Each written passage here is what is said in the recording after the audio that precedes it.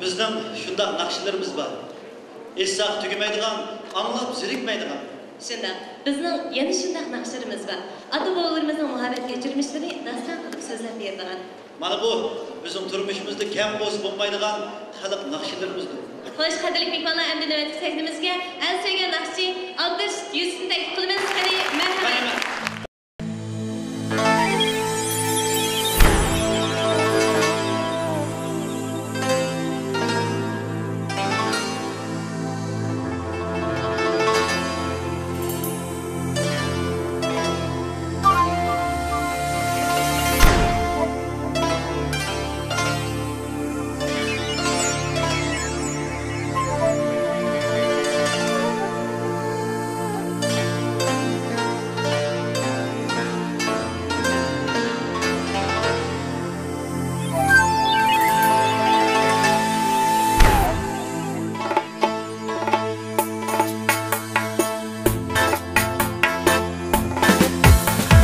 Osmandaki bulutlar yağandıkın kar bulup Osmandaki bulutlar yağandıkın kar bulup Sığındım ben gülümni ürkürüşkü zar bulup Sığındım ben gülümni ürkürüşkü zar bulup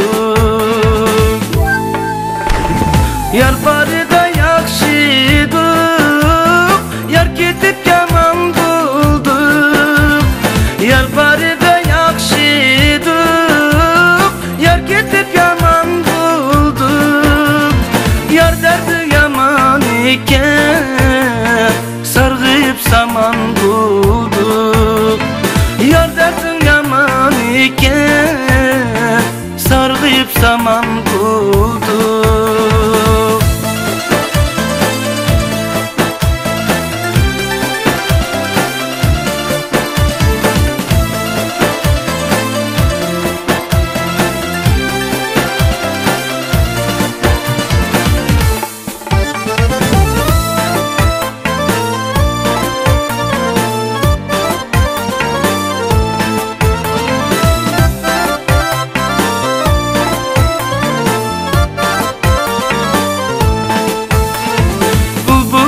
Sen gelsen, ağzın dilandan versem Bulbul bulup sen gelsen, ağzın dilandan versem Leylen yar benim bulsam, kucağıda can versem Leylen yar benim bulsam, kucağıda can versem